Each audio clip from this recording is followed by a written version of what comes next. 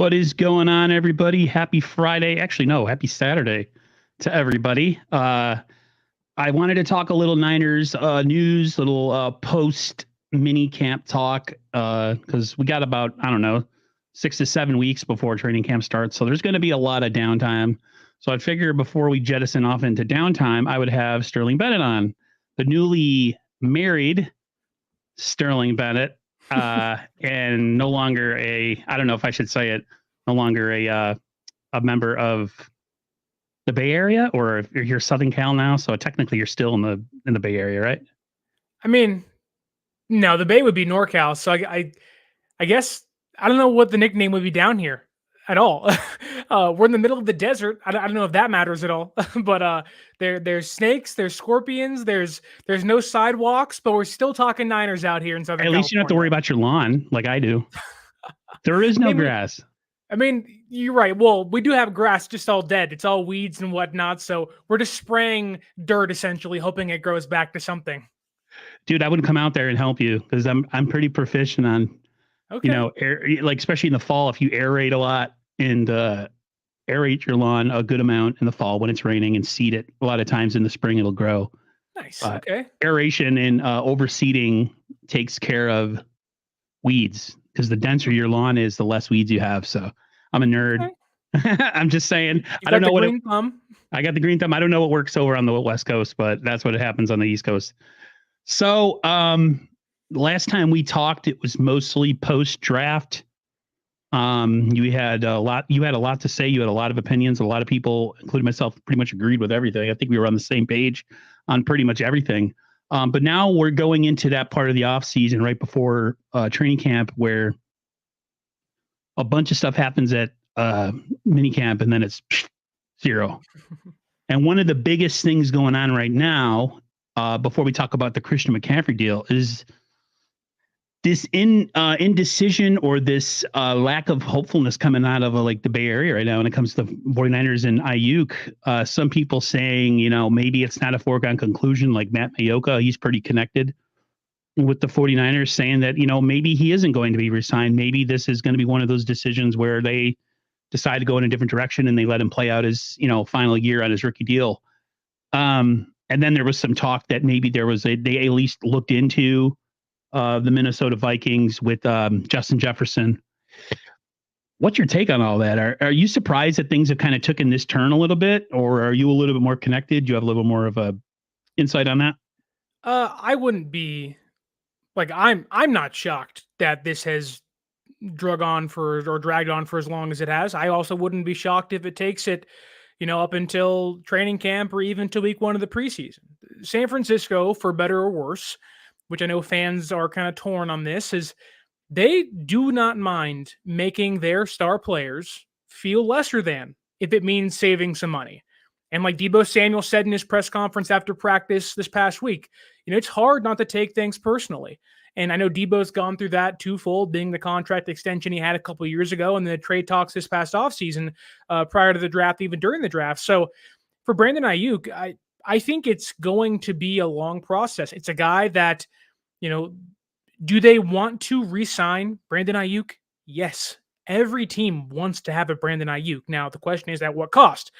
The difference is San Francisco doesn't necessarily view Brandon Aiyuk as the guy. Now, are we seeing an offensive schematic shift towards players like Brandon Aiyuk? I think so. I think the Ricky Pearsall pick wasn't an indication of we're moving off of Aiyuk.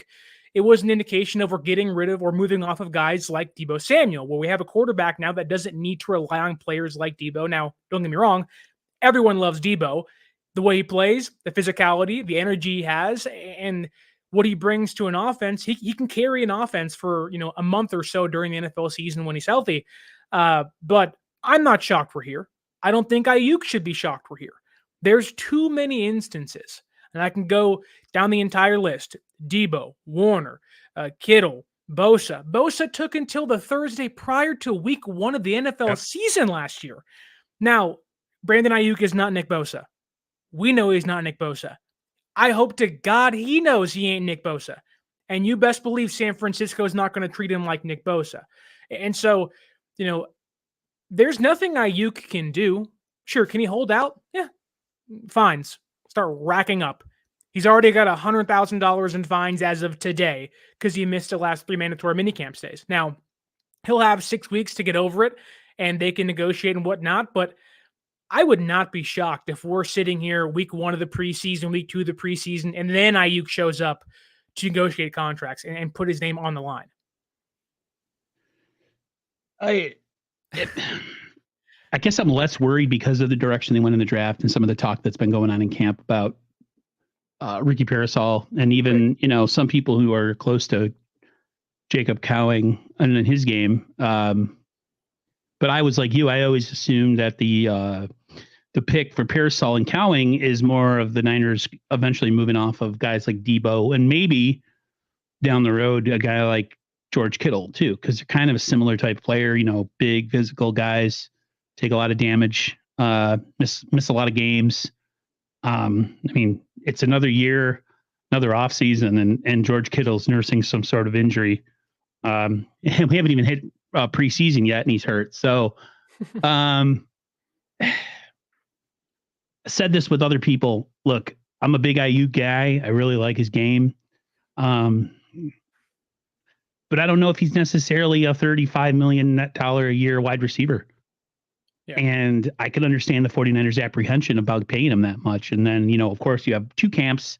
One camp says, well, he doesn't get the touches, so therefore, how can he show that he's the same type of player of Justin Jefferson or St. Brown? And then there's the Niners camp that says that, we have other weapons. We can defer to other people. He's not as big of a priority. He said it himself. He's like the 4th or 5th guy in the game plan to get the ball. So would I love to have him and keep him? Absolutely. Because unless you have something better waiting in the wings, like a Justin Jefferson, then you really don't make that move. It is interesting, though, to someone like Mayoka would come out with what he said. He's super connected with the team. Right. It's a little worrisome, Is there any chance they would trade him before the season starts? I think with anybody, whether it be Kittle, Warner, Aiyuk, Debo, Kyle Shanahan said himself, if someone's going to offer me 2 or 3 first-round draft picks for me, I would not blame the team for trading me away. So I don't think the time to trade him was pre-NFL draft. That was the time. Now, I think had the top 10 gone differently and Rome Odunze was there at 9 or 12, and I think you could coerce a team like the Jets, or I'm trying to think back who was in that top 10. Someone, okay, we'll give you Aiyuk for the first round pick. You get Rome Odunze in the building. You have Odunze, you have Aiyuk, you have Debo, and you have the rest of the guys behind them. But I think the time to trade Brandon Aiyuk is long gone, at least for this year. And I think, for a team that wants to win now, would you be willing to trade away draft picks for next year when you don't know how good teams are going to be? You don't know where they're going to be drafting. You don't know where you're going to be drafting. For all we know, knock on wood, everybody gets hurt like 2020, and we're picking in the top 10. Things happen, right? And so, if you are the Niners in this case, you hold 75 to 85% of the leverage. Like, San Francisco has nothing to lose letting Aiyuk just sit there. Yes, they're not going to have a great player on the field. Yes, they're not going to have their number 2 receiver, but Aiyuk would get fined hundreds of thousands, millions of dollars when it's all said and done if he holds out for the year. He's not going to get an accrued season. And San Francisco would sit back saying, okay, like, you're ours again next year. So it's not like he's going to sit out and then just hit free agency in 1 year's time. It would behoove Brandon Aiyuk to not just sign a deal, but to play at least on the 5th-year option. Like, there's a way they can rework that deal for him. There's a way they can say, hey, we have $32 million in money. If you want to be fickle and not sign a contract, we can up you to $20 million this year and call it a day. Then in 1 year's time, you can be a free agent and say goodbye. But I think the way this is all setting up is that they're going to get Aiyuk signed. They're going to structure that contract in a way to get his cap hit down this year and his cap hit down next year to make it a cheaper deal early. Move off of Debo in 1 year's time, or at least rework his deal, and then give yourself kind of this last final year, go for it all with everyone here, get this core one more chance to get a ring, and then all of a sudden you got to pay Brock and Mooney Ward and Hufanga and Lenore and so this is all kind of leading towards, I think, Debo Samuel being the odd man out, and overall Aiyuk kind of getting the upper hand on the receiver room. Did you catch that little bit of interview that they had with Debo where they kind of they didn't necessarily ask him? Well, no, they did in a way. They said this could, if this was your last year, like, how do you feel about that? It could be a swan song with 49ers. He was pretty respectful, He's like, I signed the contract, and, he's all about honoring what he signed. You really feel that this is Debo's last year? Because I really think so too. Unless they somehow, some people, like, I read some article somewhere, or at least I saw a snippet that was like, well, they necessarily don't have to get rid of both. And I'm like, right. Okay, well, when does the money kick in for some of these deals? Like, I keep seeing that, and I'm like, eventually it's going to kick down the road, right? We're going to have to pay the piper, so to speak. I really do. I believe in a lot what you're saying, but I've also just had the feeling, just based on the moves that they've made, the fact that they kept Juwan Jennings for 2 more seasons, that Debo could be out the door this year. After this year, excuse me. Yeah, it's certainly a possibility San Francisco could keep Aiyuk and Debo and the rest of the core together. The main guys, you're obviously going to have to say goodbye to some people, whether it is Lenore or Hufanga, and others, Greenlaw maybe if he's still injured. So there is going to be players you have to say goodbye to no matter what. That's just how it goes. But there is a future where Debo Samuel actually finishes out his contract in San Francisco and plays this year and next year. Now, that future is heavily reliant on carryover cap. Brock Purdy taking a smaller cap hit early in his deal, Aiyuk doing the same thing, and the NFL salary cap increasing, which I think we can all assume it will. Now, the question is how much. It jumped up a ton this offseason, and it helped the Niners add players where Absolutely. It looked like they were going to just be able to either re-sign or get worse. In fact, you can argue they may have gotten better in certain areas, but I think, yes, there is a future in which both these guys are back for the next 2 years. And Debo Samuel is 30 or 29 by the end of his contract, then says goodbye. And it's no trade. It's no bad blood. Just your contract's over. Thank you for your service and good luck elsewhere. I think that's what San Francisco wants. Why wouldn't you want to have Debo and Aiyuk for the next 2 years with Pearsall and Cowing and others behind them growing into what you hope to become really good players as well? I just think, with what I've kind of understood reading about Aiyuk, I don't think he's asking for $35 million. I don't think that was even on the table before Justin Jefferson inked that deal.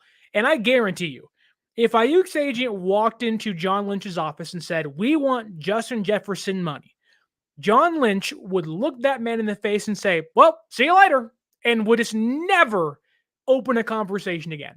Because Brandon Aiyuk knows he's not on Jefferson's level. And I love Brandon Aiyuk. G-Rod in the comments said it as he says, BA sees the people, getting money and getting the big payouts, but he's not the best wide receiver. So, yeah. And you could even argue that, is Brandon Aiyuk a top 5 receiver in the NFL? Now, money and where you rank amongst your peers doesn't always equate, right? Your Devontae Adams is probably number 2 or 3, and he's getting the 6th most money now because new contracts came up. Tyreek Hill is probably number 2 or 3, if not 1, opposite Justin Jefferson. He's getting less than Jalen Waddle is now. So, and now he wants a new deal.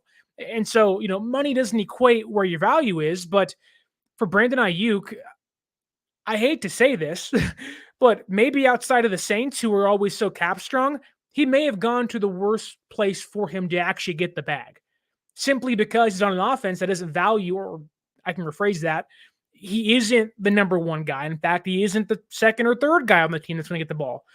This team made it a priority to pay Christian McCaffrey this past couple weeks. They brought back Juwan Jennings. They didn't replace George Kittle or find him a tight end number 2 behind him outside of Logan Thomas, who's a 1-year deal. And the guy they drafted, although I don't think this is an indication of what they're going to do in the future, has a very similar skill set to Brandon Aiyuk. So there is a chance where, as every day goes by, San Francisco might watch Ricky Pearsall go, wow, this kid could start tomorrow. And if he does, now I'm not saying he will, but if they feel that comfortable knowing his skill set, he's a first-round pick receiver. It's not like he's a 2nd or 3rd or 4th round pick. You're a first-round pick receiver. you should start day one. You should start tomorrow. So it's not like every day goes by, Aiyuk's price is getting, higher and higher and higher. In fact, in San Francisco, as Isaac Pearsall continues to play well, it might get lower and lower and lower. I want to touch on the Pearsall stuff in a moment because there's a lot of good juju coming out of 49er land about this guy, and I'm excited because I really wasn't. Well, I was like most 49er fans that pick 31 or 32. I'm like, really, we're going receiver. We could really use an offensive tackle, but if things keep going the way that it looks like it might be going, then maybe maybe the Niners did a good thing, but we'll see. There's still a lot of time. We haven't even hit July yet. So let's talk about the Christian McCaffrey deal. I personally didn't see this coming in the offseason. I didn't think that there was an issue with his contract. I know that I think he did some sort of rework and to help them sign some people and do some things. When he was away from the team, I thought it was just one of those things where, hey, he's a veteran. He can come in when he wants. I had no idea that it was a contractual thing, but he gets he gets 2 more years at almost 20 million and he gets 25 million guaranteed. He is the lifeblood of this offense. Where he goes, we go. If he's out for any long period of time, can we still be a functioning offense that's maybe a top 12 unit? Maybe. Yeah. But I mean, this team with him, when they're working on all cylinders is so dangerous, so talented. You have him, you have Debo, you have Kittle, Aiyuk, maybe Logan Thomas becomes something this year. Who knows? Right. And then if you have a functioning running game behind him too. One, were you surprised that they paid him as much as they did and kind of quote unquote reset the market? And do you agree with the saying that was coming out of it was Joe Shasky and Bonta Hill saying pretty much he's the best 49ers running back in franchise history? And we're talking Frank Gore, we're talking Roger Craig, and all the guys from the past. Yeah, I mean, did I see the move coming? No, but that was, did I think they were going to re-sign or extend McCaffrey? I thought that was kind of a wait and see game. But I also think it's good for them to get ahead of it now because in 2-3 years, the running back market might come back up. We saw this offseason where in the past 2 years, running backs weren't valued very much. This past offseason, there's like 30 running backs got paid on the open market. So I think it was a good deal. I mean, how could you argue paying the offensive player of the year more money, right? Now, he's a running back, but Chris McCaffrey isn't just a running back. He's a slot receiver. He can go out wide. He can do everything for you. And I think, one of the bigger questions I think everyone had coming in from Carolina over to San Francisco was, can he be healthy? Right. And when you dive into his injury history, it all started in 2020. Well, everybody got hurt in 2020. No one's workouts were the same. The regimens they had were thrown off because of COVID. So ever since then and before 2020, he was healthy as can be. And so, as you get older, sure, your body weighs down. But I think that's why Kyle Shanahan said in his press conference after the news was made that they want to alleviate some of the pressure. They don't want him carrying the ball 20 times a game. 17 is kind of the sweet spot, right? Where he might get 20 touches, but he's not carrying the ball in between the tackles, 20 times a game. But I like the deal. They freed up $7.5 million this year. And you look at that gives you $32 million to play with now. Obviously, some of that will go to Brandon Aiyuk once he gets paid, which I think that will happen. But it also gives you money in case you have to sign somebody during training camp or during the year. It also gives you flexibility via the trade market in the middle of the season. And it also allows you to carry over cap going into next year once you have to pay Brock Purdy. So I think it was a slam dunk, a home run of a deal for San Francisco. Reward players that deserve it. They've always done this. Go back to 2019. Yep. Richard Sherman was this team's number one cornerback, did not hit the incentives in his contract. They paid him anyways as a do-good. That's what this front office does to players that earn the money and that means something to the locker room. Christian McCaffrey is easily atop that list. In regards to Bonta and Shasky discussing, is Christian McCaffrey the greatest running back in Niner history? I think that conversation is a little bit more nuanced than just, is he the greatest? I think Christian McCaffrey is arguably, outside of Jerry Rice, the most physically gifted offensive player in Niners Yep. history. Yep. I think to don a Niner jersey, the red and gold, I think outside of Jerry Rice, and maybe there's an argument because of what McCaffrey can do as a receiver and running back, he might be the most dynamic offensive player just in regards to skill in Niner history.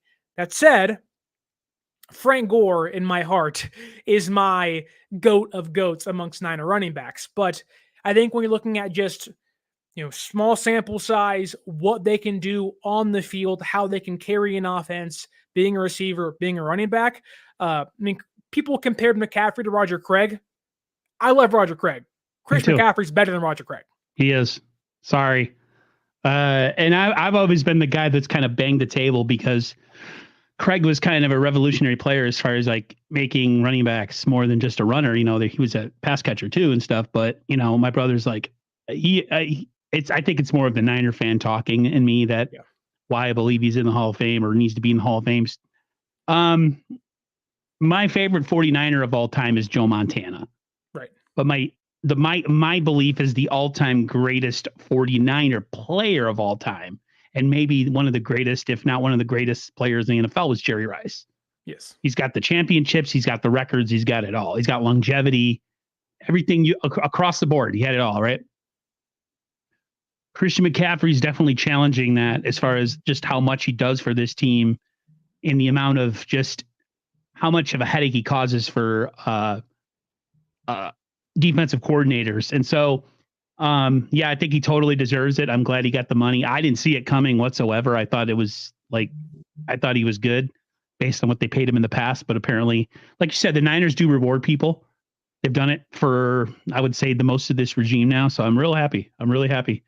Were you someone that was, when McCaffrey didn't report, there were some people, and I'm not calling anybody out specifically, but it's like they were hammering the point of he wants to get paid, they better pay him. And I was like, if this was a concern, like I was in the room during OTAs with Shanahan and the rest of the media, and they were asked Shanahan twice, where's Christian McCaffrey? And every time Shanahan was like, we are not worried about Christian. And whether that was they want to get a contract done, whether it was he was planning his wedding, you could just tell there was like, trust me, if we're going to pay anybody, it's Christian and Brock Purdy. So don't worry about either one of those two guys. There's certain people on Shanahan's list of players that he pretty much doesn't worry about. Yeah. And McCaffrey's one of those guys. Like he's the best offensive player maybe this franchise has ever had outside of Jerry Rice. And that's huge, man. Like when they got him, I thought we would be pretty good. But last year, I didn't think we'd be that good with him. He's so damn good. And, we talk about the Super Bowl, we think about it after, and I'm just like, what happened? Yeah.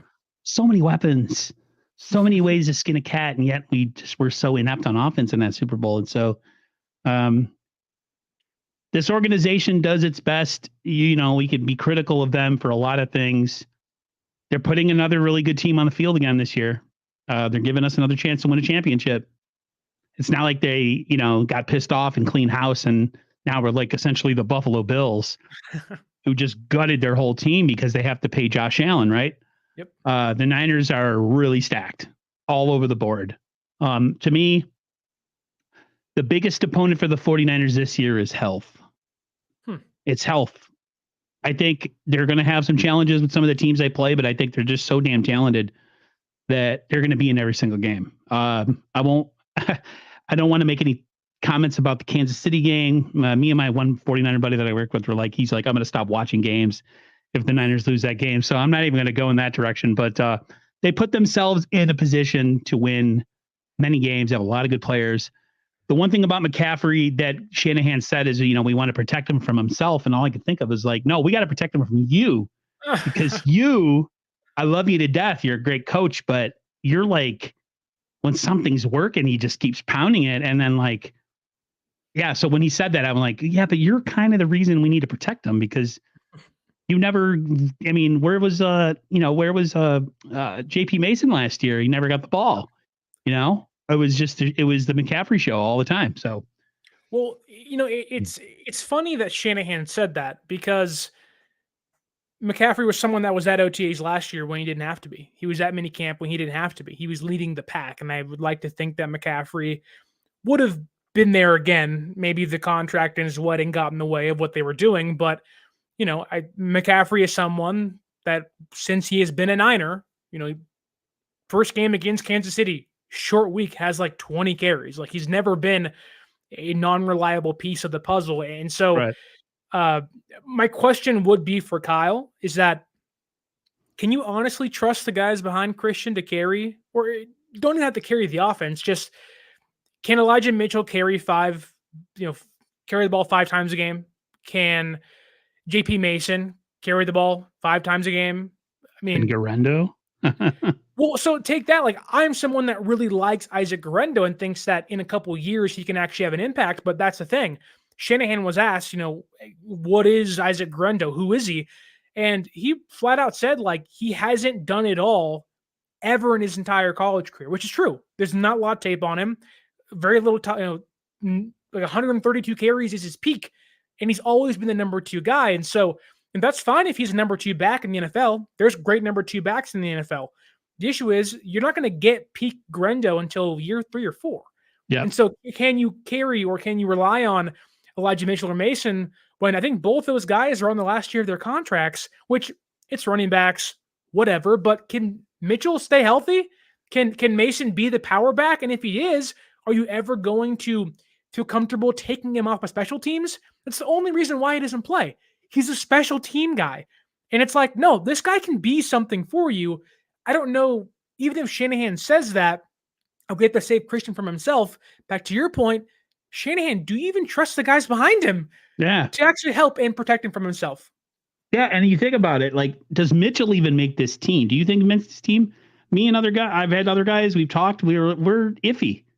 He can't stay healthy. He's never on the field. And when he's really good when he's on the field, but the fact is he's never consistently healthy. So it's like, I mean, based on what you just said, now I almost feel like he will be here because he's the only other guy that they might trust. Right. But go ahead. No, but just take that further. Like, to your point, can Mitchell stay healthy? Is he going to make the team? I remember last year, I think it may have been after the Vikings game where Mason had carried the ball well against Cleveland. And then he didn't play much against Minnesota. I think Mitchell got healthy.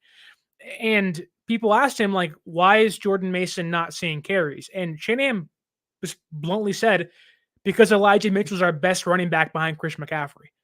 And okay, I mean, that can change in 1 year's time, sure. If Mason comes out and kills it in training camp and kills it in preseason.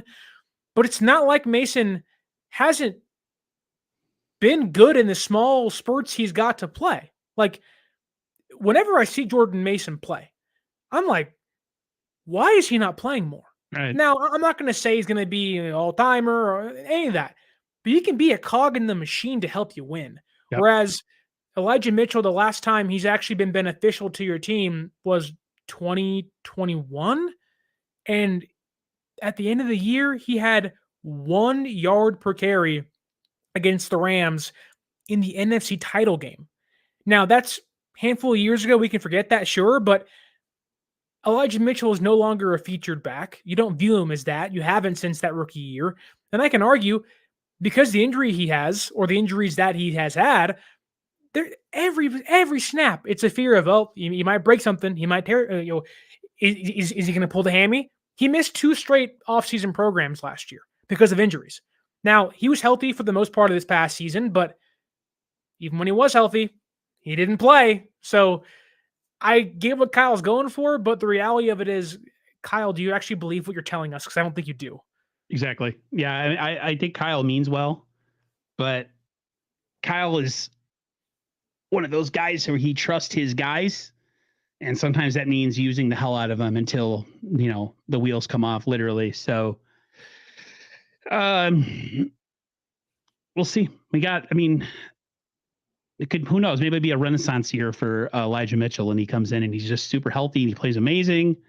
And then he gets played by the Rams in 1 year. Yeah. And then he gets injured and he's out for the rest of his career. So, or we trade him or something. I don't know. 49ers signed Logan Thomas, tight end. A lot of people like this move. Some people say he's really injury prone. He's not that great. I look at his numbers just from a production standpoint. I'm like, okay, 500 yards, decent amount of receptions. That's really all you're looking for behind Kittle, right? It's just somebody who can actually be part of the passing game, not just be a blocker. So right. I'm in a wait and see approach because I really don't know much about Logan Thomas, but it is a little exciting to think that like, hey, we could actually put Kittle out and pass plays now because we have a guy who's blocking who can catch too, and it now the defense has to have a choice. Like they know when Dwelly was coming in, yeah, he's not getting the ball.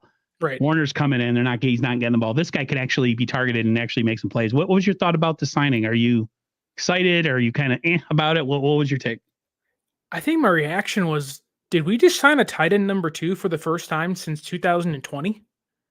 Like that was my first response because the last time San Francisco has lost a Super Bowl, they went and signed a Washington Commander at the time, right. Washington Redskin tight end to back up George Kittle and be the number 2 in the offense. And then it was Jordan Reed. And obviously 2020 happened. Kittle missed time. Then Reed, I think, tore his ACL again, then retired the next year and didn't play anymore.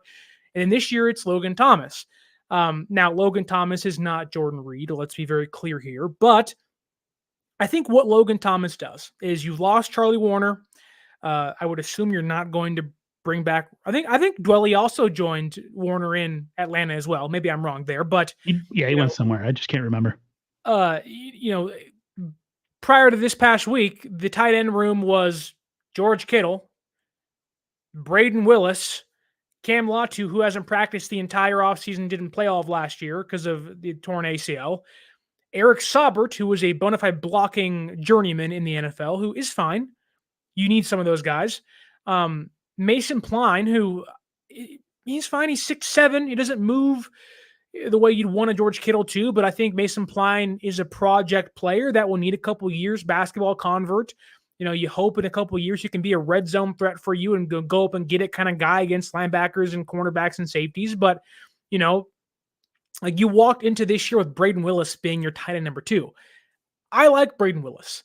I was someone that said if you flip the Latu and Braden Willis draft picks, and Willis was a 3rd round pick and Latu was a 6th or 7th round pick, we wouldn't have had a problem. Cool. Those things make sense. But it's where they're drafted that makes me angry at the Latu pick. But all that to say, when you can add an 8-year vet behind George Kittle, who, yes, has a lot of injuries, nagging injuries. But that said, he's the last 4 years with the Washington Commanders, 184 catches, over 2,000 yards, and 14 touchdowns. He's a guy that can at least give you something. Whereas in preview, like Charlie Warner was giving you nothing. Dwelly was giving you nothing. Willis was giving you nothing. Nothing. You at least has something. Literally a body coming in to block. That's all they were. And if that. And like you have to have those blocking tight ends, but it's been, when we left the draft, I was upset they didn't address tight end. Now, I can have favorites, they can have favorites, we can all have our favorite guys, and the teams don't pick them all year long. But, it was reported they wanted to draft Ben Sinnott out of Kansas State instead of Renardo Green. Eric Branch said that. So they wanted to take a tight end number 2, and they wanted to address the issue behind Kittle with a guy very much like George Kittle in Ben Sinnott. Now, I do think there were other guys they could have picked up later in the draft instead of Jarrett Kingston, mind you. But I don't see how a Niner fan looks at the signing and says, don't like that at all. How do you not like adding an 8-year vet tight end that can at least catch the football? Like, what are you complaining about? Yeah, I didn't have a problem with the signing whatsoever. Like I said, I didn't know much about him. I looked at his statistics, and like you said, he gives you something. Like, he might be able to make 5 catches a game. I mean, that's a lot considering, he's probably a backup, but still. Just give me 2. Give me 2. Yeah, give me 2 touchdown catches or a couple first downs, Give me 36 catches and give me 3 touchdowns this year, and I'll be overjoyed. I'll be elated with Logan Thomas. Our fan base has morphed into a bunch of dumbasses, unfortunately. Yeah, every fan base has them, and the Niners certainly do too. I steer clear. Go ahead. It's super off topic. It's back to Brandon Aiyuk. We're not going to name the person because I do respect them, but the idea that San Francisco hasn't paid Aiyuk because, well, they really don't want to, or if they wanted to pay him, it would have already happened. That's not how any contract negotiations work. Not a single one. Like, man. Don't you know how Like, clickbait works on YouTube, bro? it's like, ugh. It's all about fake narratives and agendas. It's It like works. it's like they wanted to pay Nick Bosa. It took him till Thursday prior to the first week. What do you mean if they wanted to pay him, it would already happen? There's negotiations. That's what You negotiations come are with your for. offer, then my offer, then your offer, then no one talks for 2 months. Then we come back to the table Yeah. and reconvene. Like football teams always, the Niners especially will always lowball their first offer. Of course. They're very well known to lowball the hell. And then that's what causes a lot of this chain reaction where there's no talking and then there's a little talking and then there's no talking again. Because you got to remember, every deal is it's for the interest of the organization, not the player. It's organization first, then the player, because it's a business. It's all about investment. People don't understand that part of it. They think it's like monopoly money. You just like print money out your rear end and go pay these players. It doesn't work like that. Like eventually all the bills that we've been passing out to players are going to come and we're going to have to pay them. So that's why it's important that you draft guys and guys actually pan out, because then that transition becomes, oh, look, here's a couple of years where we don't have to pay as much to this, and this position. And maybe we can go out in free agency and go get another edge rusher, or maybe we could go out and get an offensive tackle that we need down the line or something. So listen, man, I don't understand the content creating game any more than you do, but some people just have a way with kind of causing a little bit of that indecision or the worry, and it works. People are like, oh, I'm going to go to this guy's channel and give him a piece of my mind, and that's all they want. So in a way it works. They might not believe what they're saying, but it pays money. It pays their bills for them. So maybe that's the reason. I don't know. Do I have to start lying to get views? You know what I have to do? Make things up. Start making stuff up. By the way, chat, if you're on Twitter, if you're on Instagram, come over and jump over to YouTube. It would be awesome. And if you're not a subscriber of 49er Access, Sterling Bennett's YouTube channel, go over and jump over there and subscribe. He's fantastic. I had him on. Did we do a schedule breakdown? Or did we only do a post-draft breakdown? I know we did post-draft, which was highly in-depth. Go check that out. But yes. My man was bringing it. I'm just letting you know right now. He brought it. Let's see here. Juwan Jennings, big player for us, big clutch guy. He got paid. This was an offseason where I wasn't sure about what was going on with him.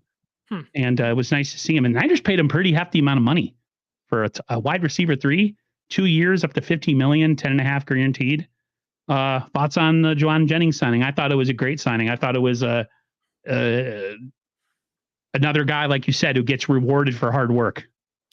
Yeah, I can't think of a time, at least in Niner history, but honestly over the entire NFL, the last 20 years, where a team's receiver 1, 2, and 3 were all kind of like the fan base is saying, what's going to happen with this guy and that guy and the other guy.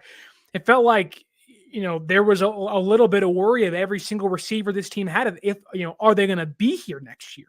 Right. Now, Juwan and Aiyuk and Debo all have their specific, Juwan being an RFA and Aiyuk being under contract, and Debo might get traded, but he's still here. So I was never one to worry about Juwan Jennings, at least for 1 year. He was someone that, Juwan never really seems to talk about money. Now, granted, he's a third receiver on the team. He's third in Juwan. He's not getting, a lot of massive plays. Now, that said, did have a coming out party in the playoffs this past year. You can argue over Brock Purdy, who was really good in the playoffs, over Christian McCaffrey, over Aiyuk and Debo, mainly Debo Samuel because he didn't play much. But Juwan Jennings may have been this team's best offensive player in the playoffs. Like, he was that good. He would have been the MVP of the Super Bowl. That's how good he was. And I think San Francisco saw that, and the way that Juwan Jennings plays is just bona fide Niner football. Whereas players like Debo Samuel, and I like Debo Samuel a lot, plays off sometimes. Juwan doesn't. And I think for Kyle, he's never really had that dog blocking third receiver. Now, he's been trying to find it for a long time. Kendrick Bourne was here, and I like KB, but he wasn't Juwan Jennings. And they watched KB get big money from the Patriots. Good for him. We all love KB here. He tried to get Jalen Hurd, then Hurd fractured his back and was never the same, right? And so he's been looking for this archetype of a player for a long time, and he's found it. And I think Kyle probably went to John and said, look, I can't lose this guy. Like, we got to resign Christian. Sure, we got to pay Brock. I cannot lose Juwan Jennings. Do what you have to do to get this guy under contract for at least 2 more years. I can't lose this guy. And you look at what Juwan does. Like, Juwan is the most happy-go-lucky player there is. You watch him in the locker room, in the press conferences, and in the media availabilities. Always has a smile on his face. And always. For a team that has gone through so much, right?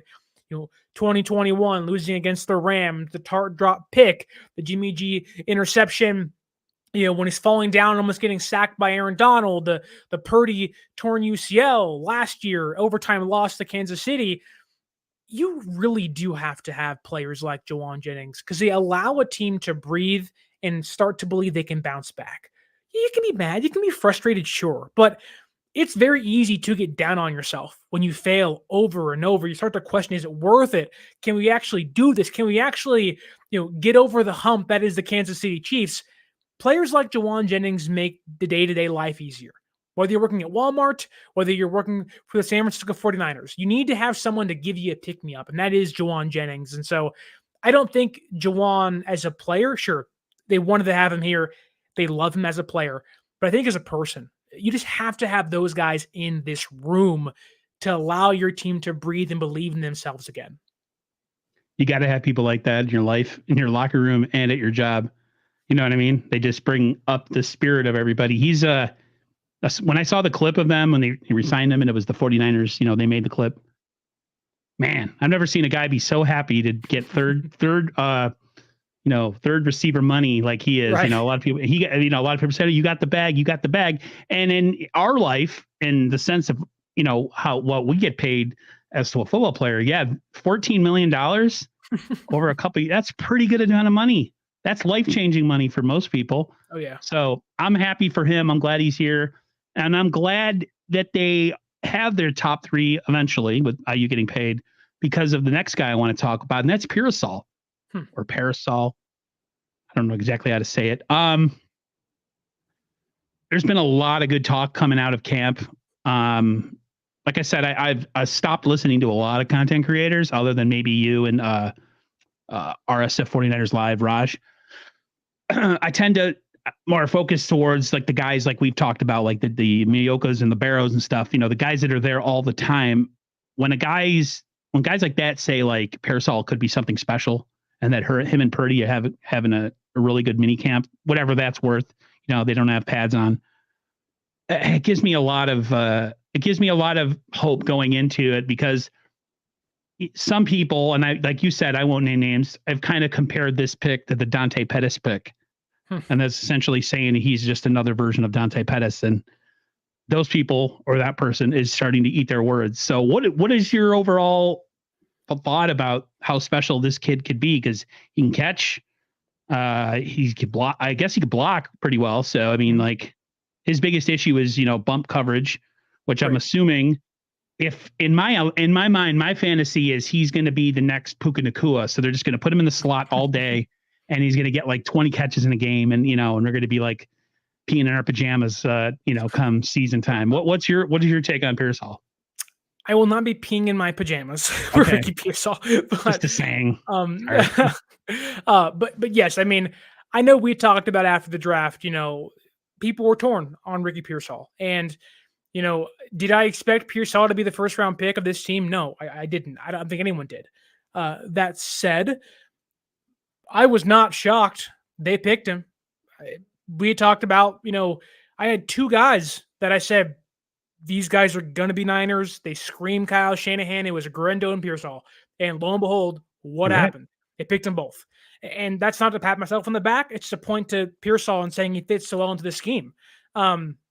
Yes, there are concerns of press man coverage and bump coverage. Sure, he's not going to be as physical as Puka Nakua. He's just not. But it's again the consistency to separate with Brock Purdy. I always point back to the Vikings game. I'm forgetting who the receiver was. It may have been Jawan Jennings because Aiyuk and Purdy have this chemistry where it's really unlike anybody else on the team. Where Aiyuk will be exactly where Purdy needs him to be. And there was a time in that Vikings game, I think it may have been Purdy's second pick, where they're marching downfield and he wasn't targeting Aiyuk. I think it was Jawan Jennings. And he threw to where Aiyuk would have been. And when Juwan wasn't there, Purdy lit him up, being like, "Where are you? You're not where you need to be." And Juwan's like, "Whoa, my bad, dude. Like, I'm sorry." Ricky Pearsall is a player that will be where Purdy wants him to be, needs him to be, on a route to route basis. And I think, you know, again, they're against air. There's not much contact. There's no Right. pads. You're going to see Yep. it once you get into preseason. And even then, once you get into preseason, those teams' number one or number two cornerbacks aren't playing unless they're rookies, so you're really not going to see, everything Pearsall can be until the real season comes when week one against the Jets happens. And I don't know how much he'll actually play, but I'm not shocked. Like people saying that Jacob Cowing could be better than Pearsall. That's fine. You can have that opinion. That's great and all, but I think Ricky Pearsall has a clear-cut direction map to playing to starting, where Cowing will have to kind of work his way up the depth chart. He can be a contributor, sure, but what Pearsall can do, just first round pick 31, his skill set, the offense is playing in, he doesn't need anybody to scheme him open. He can get open himself. Whereas Cowing and Debo sometimes need Shanahan to scheme them open. You can tell Pearsall, go beat the cornerback, and he will. He's smooth as butter. Yeah. Shout out BTS. Yeah. And I think if you're hearing he's beating Renardo Green and Lenore at times, and Isaac Yadam, who I think have all had pretty good OTAs and mini camps, that shouldn't shock you. He's a first round receiver for a reason in this offense. That he should be good. He should be good. Yeah. Always drips 805 says Ricky Pearsall can separate unlike Debo and Ricky hit him on the route tree. Yeah. That'd be interesting to where you fit in a guy like Cowing. Can Cowing be a special teamer? I feel like that's the place where guys can go if they're not quite ready for the starting role. Could he be a kicker returner? I mean, he's got some quicks, right? I mean, hey, whatever you got to do to make this team. I feel like, because I mean, does this team really have a bona fide kick returner right now in your eyes? I mean, I think there's 4 or 5 guys that'll get a shot at it. I think Trent Taylor, who they signed this past year, was kind of just a placeholder. Forgot about him. Where it's like, if nobody else works out, we got you, and that's okay. Danny Gray's still fighting for his life in the NFL, which I still like Danny Gray. I just think where he's at, his time has kind of passed him, which stinks. Ronnie But Bell. you have Taylor, you have Gray, you have Bell. I think Garendo's in that camp. I think Cowing's in that camp. And I do believe that Ricky Pearsall initially, I think, may get punt returns because McLeod's gone. And McLeod wasn't great. He was fine. He just couldn't, he wasn't fast enough to make guys miss. He can catch the ball outside of the biggest game of the year, but he can catch the ball. Of course. And he can get you 3, 4, 5 yards. But, Cowing, I think, is someone, and even Garendo, that will benefit from the new kick return rules where you kind of want that running back style of player to be your return man simply because they're going to get a running head start, essentially. They're both those guys can run 4.3 speed. And Garendo, while his health has been an issue, and if Shanahan is rather hesitant because he hasn't played much, go be the kick returner. Go get us 20, 30 yards of return. And in Cowing's case, I know people are really high on Cowing. I like Jacob Cowing a lot. He's really small. And I'm talking tiny. Are we talking Dexter Carter small from like the old days? Ooh. Man. I'll say this. I'm 6'2", 211 pounds. Okay. When I was in 8th grade, I was taller than Jacob Cowing is now. And it's all due respect. I was 5'4". I was 5'4" in 8th grade and 6'2" in a freshman.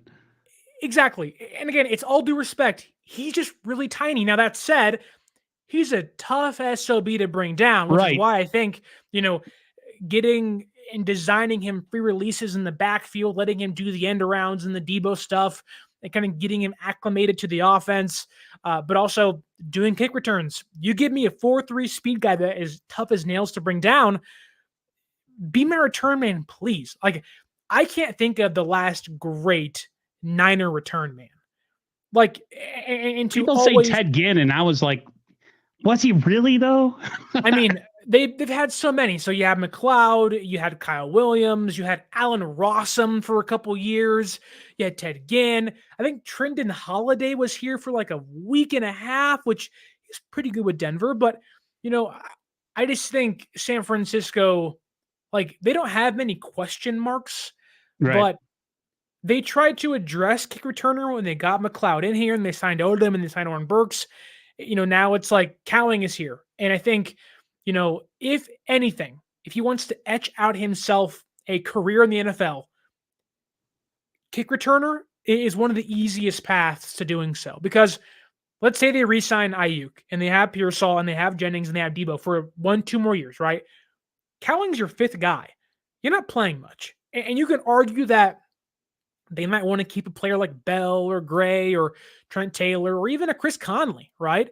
Where those guys are valuable gunners on special teams and can be a vet if someone goes down.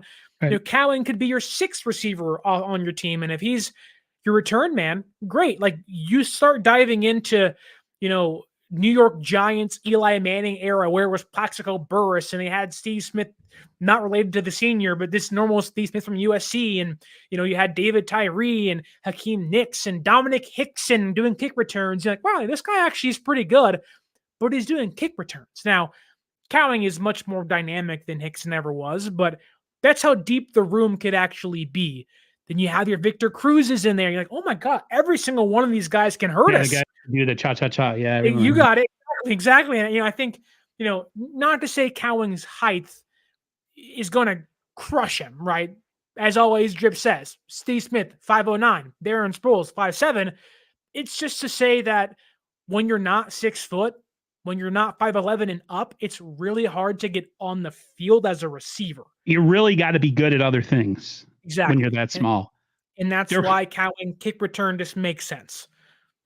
It's funny that I brought up Dexter Carter. I think the quote Joe Montana had when he was retiring, I guess when the Niners weren't very good, he said that they used to go to hotels and he said some of the cockroaches were bigger than Dexter Carter, taking a shot at his size, which I thought was funny. Man. I remember sitting with my buddy who's a Bills fan, Rochester, New York, that's where we're from, watching that retirement press conference. It was me, him, and another person who sadly passed away, a guy I went to high school with. Man, still can't believe it's been like 30 years almost since Joe Montana retired. But yeah, that was a really good press conference. I mean, John Madden was there. It was good stuff. I think Bill Walsh was there too. Those are the good old days. I forgot what I was going to say. But San Francisco actually won championships. Yeah, people call us the VCR. I like how a lot of Niners fans get mad when they call us the VCR champions, and it technically us and the Cowboys, that's what we are. Yeah. Are we really? How can you argue that fact? Are we really any better than the Dallas Cowboys in this? I know, guys, you guys are going to kill me. Whoa. Are we better than the Dallas Cowboys? Hold on. Let me finish. When it comes to argument's sake, would you rather lose in the playoffs or in the Super Bowl? Well, in that case, would you rather not go to the playoffs or actually lose in the wild card round, right? to me, losing the Super Bowl is always the worst. I have a buddy who I went to high school with who works with me. He's a big Cowboys fan. And he pretty much was like, I'd rather lose in the playoffs than the Super Bowl. And I'm like, I really can't disagree with you on that one. But real quick in here, before we get out of here today, I'm trying to start a new YouTube show with a fellow buddy from Rochester, New York. We're trying to figure out a name that would represent where I'm from and also represent the 49ers. If you guys could somehow put together something with The area, it's a 585 area code, Rochester, New York. Has to have some sort of ring to it, because I'm trying to think of because it's going to be, I'm going to do a Friday show with this guy. We work together. We're both, he's got a lot of memorabilia, so his background's probably going to be way better looking than mine, but that's okay. So yeah, I'm going to probably post it on my community tab after this, but I'm trying to figure out a name to represent where I'm from and represent the fact that we're Niners fans. So if you guys got any ideas, let me know in the comments. Can we at least, based on all the other things we've talked about, can we at least agree on this? And that is that this is Purdy's team. No question about it. This is the Brock Purdy 49ers from now until it's not. I mean, how for you as a fan, 49ers, right? Some people still believe that Trey Lance would have been better down the. Oh my God. There's some stupid people on social media, man. They'll make comments like if it was Trey Lance in that game, he would have made the throw, like when we lost to the Browns and stuff. But I digress. Some people are still stuck on it, refuse to give him his props. As a 49er fan who's lived through a lot of this quarterback controversy roller coaster, even during the Garoppolo era, how happy are you as a fan that you have a guy, for as long as he's healthy, and we don't have to talk about quarterback in training camp or mini camp or preseason or the regular season? I mean, it makes the content kind of dry, but other than that, it does. You're right. I mean, I will say this as a younger Niner fan. I'm 27, so yeah, I was born in '96. I never got to experience a ring. I've only known heartbreak and really bad quarterback play. Shout out Cody Pickett and Chris Winkie. Wow. Every time it feels like we've had a guy, they've turned out to not be the guy, or they've been the guy for a couple of years. Alex Smith, first overall pick, injuries, shoulder issues, every offensive coordinator to head coach under the bus comes out and just can't coach the kid. Harbaugh gets here, turns him around, and then in one fell swoop, we have an amazing game against the Saints, which, man, go back and watch. It's still crazy to see. The Joe Staley run with Alex Smith behind and just the Vernon Davis catch 3. Just, oh my goodness. It brings me to tears. And I didn't play in I didn't play in the game. Then you get Cap and you think, okay, we're going to change the way quarterbacks play. And that last 2 or 3 years, Tom Sula, Chip Kelly, it all falls apart. And we know what happens after that. You get Jimmy G. Oh, this is new and exciting. And he's so darn handsome, man. We got the hot quarterback, and we're going to bring back, freaking Joe Namath from the dead. He ain't dead yet, but you know my point. Where we got fur coats and cold weather, and he's out there waggling the finger saying, I'm going to guarantee a Super Bowl, and he's out there dating porn stars. And you're like, this is different. This is not what it's been for 27 years, 20 years in San Francisco. And I love Jimmy for all those reasons, but then he tears his ACL, and then he gets hurt again, and hurt again, and hurt again. And then he gets Trey, and Trey's doesn't do anything really. And, for Niner fans, not to put myself in the shoes of everybody, but at times despite all the great teams we've had and how many times we've fallen short and gone for Super Bowls and lost, there's always been this kind of underdog mentality of younger fans where I just want the one ring. I just want, to have a franchise quarterback in my lifetime. And, getting kind of the tail end of the Garcia era and not really seeing young, Brock Purdy is honestly our first franchise quarterback, and I can't wait to pay him. I think he is just the perfect person to build your team around. Now we'll see in 10 years how long this thing's lasts. And, Jimmy G didn't even last 5, so we'll obviously see what happens. But if there's anybody in the entire NFL I want to pay big money to and buy into, it's Brock Purdy. Living through the Montana Young transition and then the Young getting concussed and having to retire Garcia transition, this is the first time in probably 25 years, 26 years where I've felt that they actually have a capable guy who has the ability to take them to a championship and possibly win it. I remember I was such a Montana fan, and I did not like Steve Young. But You're like my dad. He hates and Steve Young. he's great. He's a great person, Steve Young. Right, Montana as a right, person, his leaves a lot to be desired. But right. as a Just play football, style. Yeah. as place, I love Joe. Joe won. Joe's got 4 rings, 3 MVPs, never threw a pick. People are like, I read somewhere the other day on, I think it was on Twitter or YouTube. Somebody commented on my YouTube channel saying that Joe Montana was overrated, and I'm like, oh, here we go. Somebody's gonna bring me down. Someone's gonna make me say something stupid and get me kicked off of YouTube permanently. I've already lost monetization, and now they're gonna take my channel away. But I didn't respond to them. Yeah, it's. I mean, I lived through that. I remember being almost not like going against Steve Young. Like I want the Niners to do bad, but it was just when they started doing really good with him. Anytime they would like screw up, I'd be like, "See, he's not as good as Joe. He's not as good as Joe."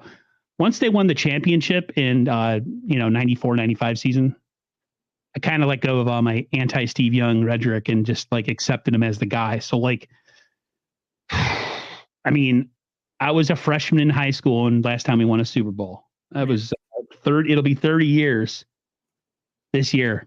The Rangers were supposed to win the Stanley Cup this year because the summer of 94, the New York Rangers won the cup, and then the following football season, the 49ers won the championship. So Okay. now it's all ruined.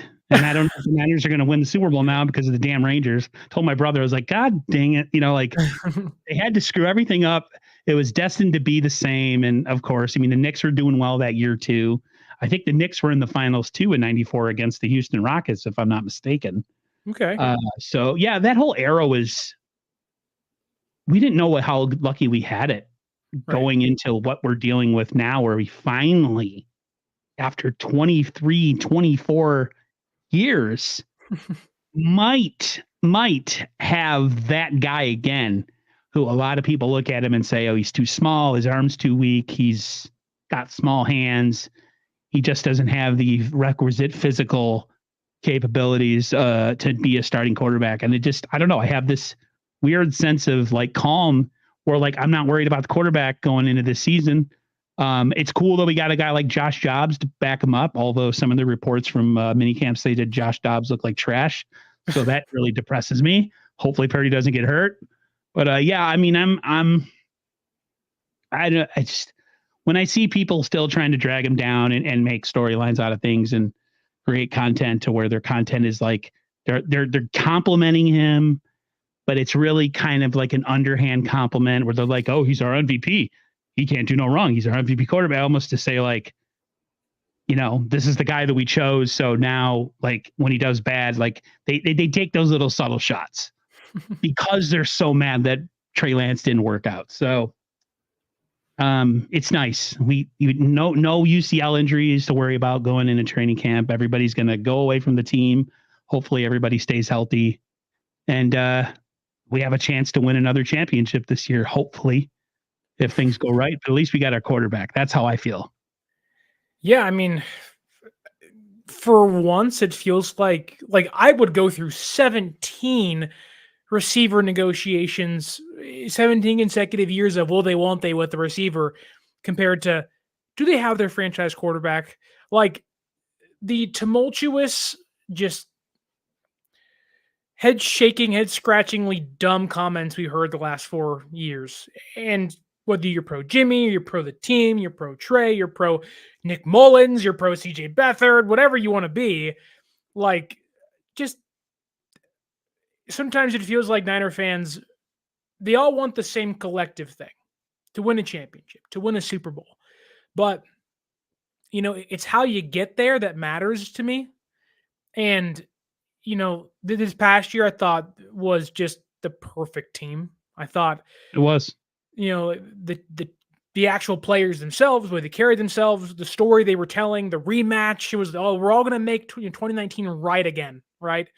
You're kind of going to reverse all that was 2020. And, it didn't happen. It stinks. And the only thing it tells me is that if you lose in 4 quarters, that sucks. You lose in 5 quarters, you're a lot closer to winning next time than you were the last time. So maybe it takes a third time against Kansas City, because I tell you what, I am somebody that I don't want to play anybody else. I want KC again. And it's not, there's a lot of fear of like, we might lose for a third time because God, they're just somehow they pull it out of their butt and Spagnuolo has Shanahan's number and everything. But Right. part of me is just like, if we're going to beat anybody, make it them. Make it them. I want to finally How sweet was it hoist when it we right in finally front of them. beat Dallas in Yeah, '94? exactly. How sweet was that? The Super Bowl was a foregone conclusion. That was a no contest. I mean, we whooped their butt, the Chargers, that year in San Diego during the regular season. There was no way in hell we were losing to the Chargers that game. There's a video of Steve Young talking to Kyle, talking about him and Mike Shanahan going over the plays, and Steve had everything down, the audibles, the motions, and Shanahan, Mike looks at him and he goes, "We're gonna kill him. We're gonna kill him," and they did. Like, that was special. That was special. But that kind of feels like where Kyle Shanahan's at with Brock Purdy.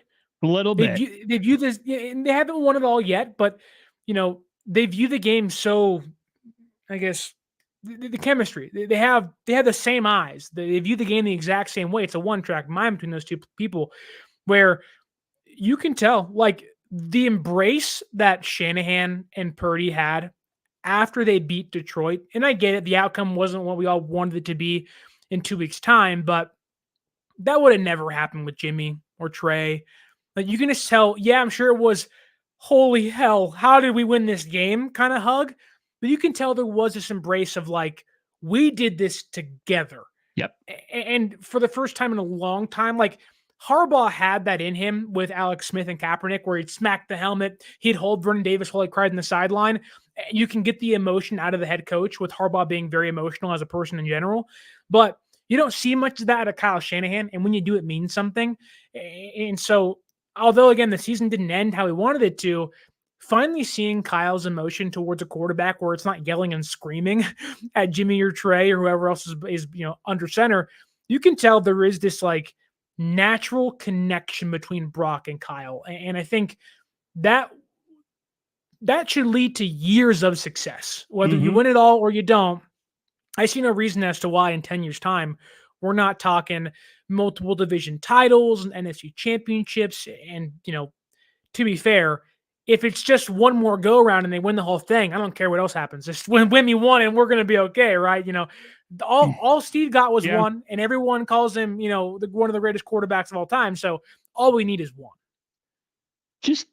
Just win one. That's all we're asking. Whatever happens after that is bonus, or as I say, pro bono.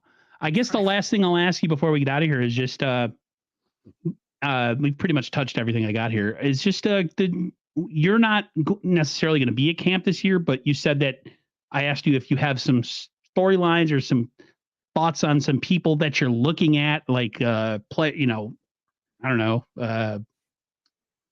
what is his name? Pearsall, or some other guys, some undrafted free agents, whatever. What's your thought going into training camp as far as things you're looking at? Yeah, I mean, there's not much in regards to questions, but I think in regards to storylines, things to look for, I think, how does Malik Mustafa, is he going to steal that strong safety job from Talanoa Hufanga? Or is this team going to have to go in the route of George Odom or Taylor Hawkins, right?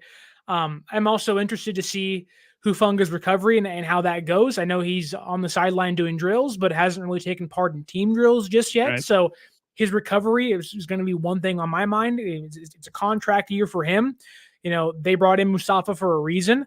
Does Jair Brown take the next step? Does he eventually become the strong safety? I know San Francisco doesn't really utilize those terminologies, but for the sake of generality, strong and free safety, that room is kind of ever shifting right now because of Hufanga and Mustafa now being in place. I also wonder, what's going to happen with Dre Greenlaw? Can Devondre Campbell bounce back from how bad he was last year in Green Bay? Yeah, you weren't a big proponent of that move, you said, during the offseason. Campbell was fine. I don't love him as a player. I don't know. I think a lot of it has to do with how he played last year, but hearing him talk about being revitalized and kind of falling back in love with football, when you buy into yourself and you find that confidence again, you can change your entire world. And so I'm interested to see what that means for him. On the offensive side, I think you have to look at the receiver room. How does the dynamic of Debo, who already is paid, and Juwan, who's already paid, and Pearsall, the up and comer, and then you have Aiyuk. How does that work itself out? But I think more importantly, who's playing offensive line? Jake Brendle's currently injured. Who's the backup center? Who's the backup right guard? Does Spencer Burford start this year? God, I hope not.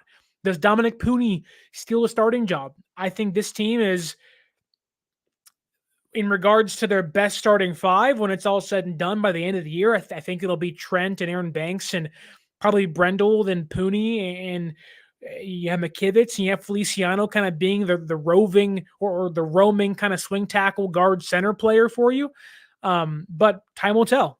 I think this team, I have a weird feeling that this year is going to be like 2021, where once this team gets into the tournament, they're going to wreak havoc, and they're going to knock out some teams ranked higher than them.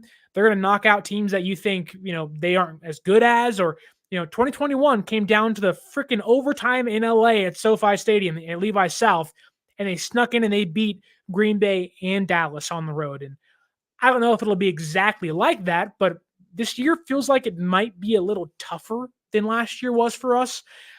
All that to say, that makes winning ever more sweet. And I think this team can go all the way again. But I do think the journey will be a lot tougher.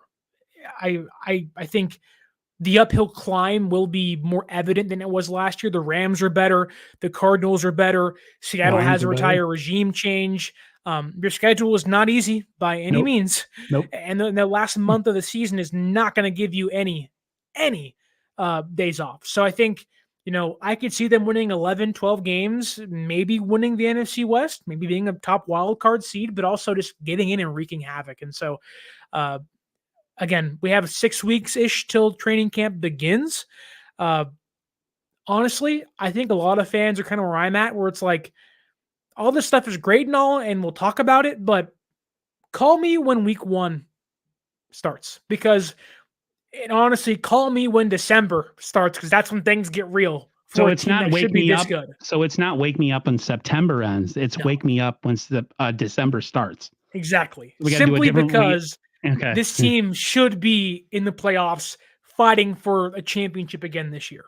This 49er team, I think you're right there. I think they're going to be more tested this year. I don't think it's going to be an easy it wasn't really a cakewalk. Well, it was pretty. It was a lot easier. It was pretty easy-ish last year. I mean, the West was down as a whole division. I think Detroit's going to be better.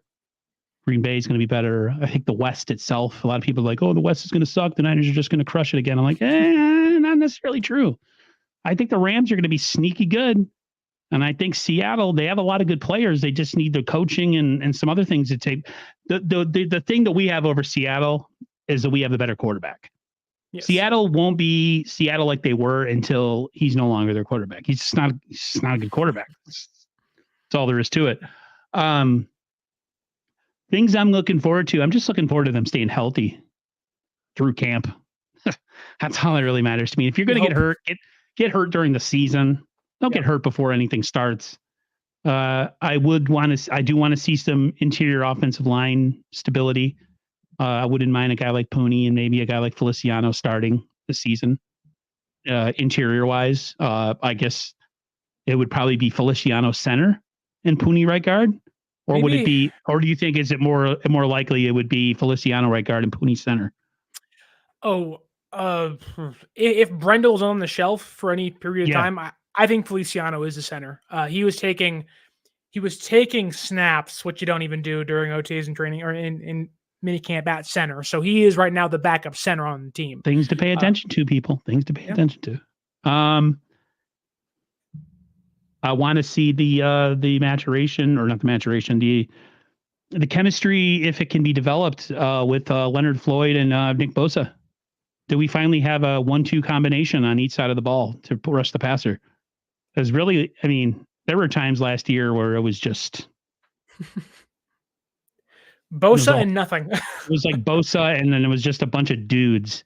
Yeah. So they revamped their DTs, they revamped their ends.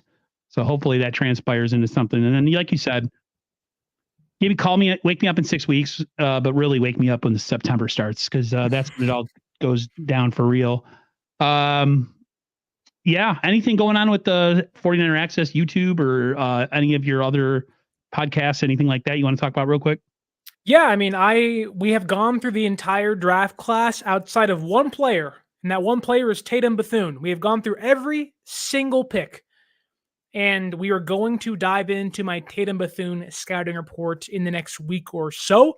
I'm holding with bated breath, waiting for Brandon Aiyuk to sign, but we are 12 subscribers away from 1,000. 12 away. And I'm hoping to get there very, very, very soon. So I'm hoping the Tatum Bethune video sets me over the top. Who knows? Maybe we have our future linebacker, and we could move on from Fred Warner. No, I'm just kidding. Okay, well, okay. Whoa, yeah, whoa. Pump the brakes, buddy. Pump the brakes. I'm just flying. Everybody, thank you so much for coming through. We're going to get out of here. Hopefully, I'll hit up Sterling before or during training camp or something like that. I'm still not figuring out what I'm going to do as far as the channel, but I should be more. I might have more of an idea where this channel is going once September starts. But everybody, take care. Everybody have a great rest of your Saturday. Hope you have a great rest of your weekend. We'll talk to you later. See ya.